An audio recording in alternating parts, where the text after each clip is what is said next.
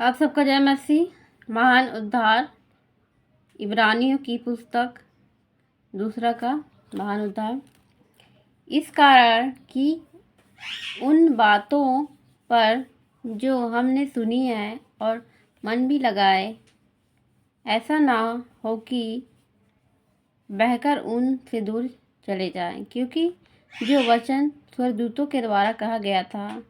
जब वह स्थिर रहा और हर एक अपराध और आज्ञा न मानने का ठीक ठीक बदला मिला, तो हम लोग ऐसे बड़े उद्धार से निश्चिंत रहकर कैसे बच सकते हैं, जिसकी चर्चा पहले से प्रभु के द्वारा हुई है और सुनने वालों के द्वारा हमें इसका निश्चय हुआ, और साथ ही परमेश्वर भी अपनी इच्छा के अनुसार चिन्हों और अद्भुत कामों और नाना प्रकार के सामर्थ्य के कामों और पवित्र आत्मा के वरदानों के द्वारा बांटने के द्वारा इसकी गवाही देता रहा। हमारा उद्धारकर्ता, उसने उस आने वाले जगत की जिसकी चर्चा हम कर रहे हैं, स्वर्गदूतों के अधीन न किया, वरन किसी ने कही यह गवाही दी, मनुष्य क्या है कि तू उसकी सुधि लेता है, या मनुष्य का पुत्र क्या है कि तू उसकी चिंता करता है।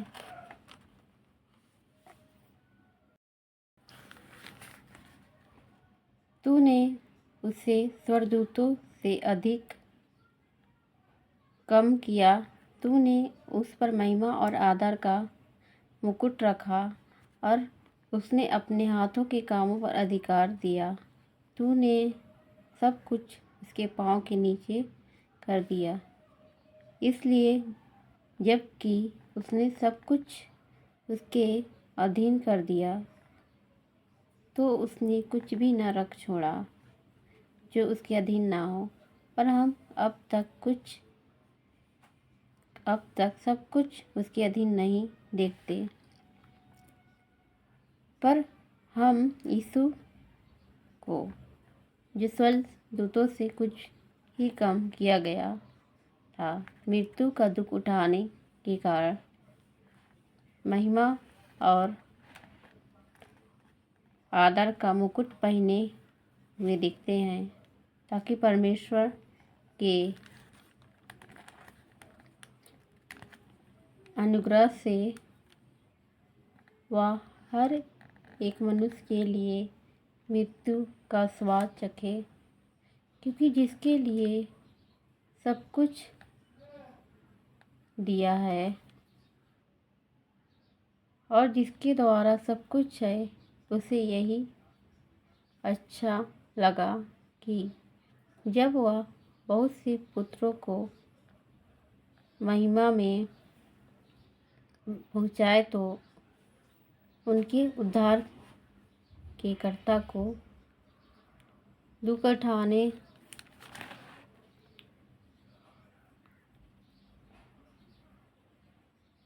के द्वारा सिद्ध करे, क्योंकि पवित्र करने वाला और जो पवित्र किए जाते हैं सब एक ही मूल से हैं। इसी कारण वह उन्हें भाई कहने से नहीं लजाता। वह कहता है,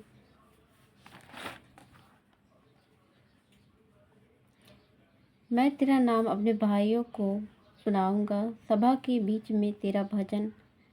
गाऊंगा, और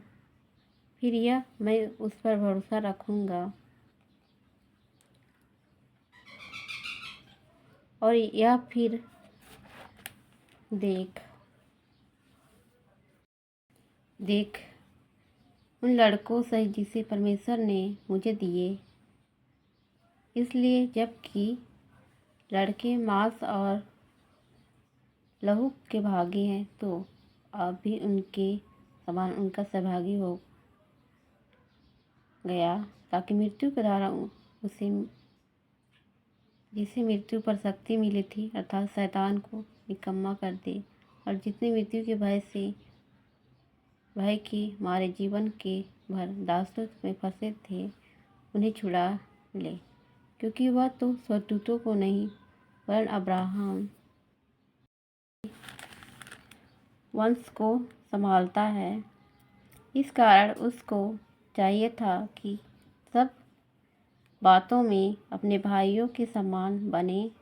जिससे वह इन बातों में जो परमेश्वर से संबंध रखती है एक दयालु और विश्वास योग्य महायाजक बने, ताकि लोगों के पापों के लिए प्रायश्चित करे। क्योंकि जब उसने परीक्षा की दशा में दुख उठाया तो उनकी भी सहायता कर सकता जिसकी परीक्षा होती है।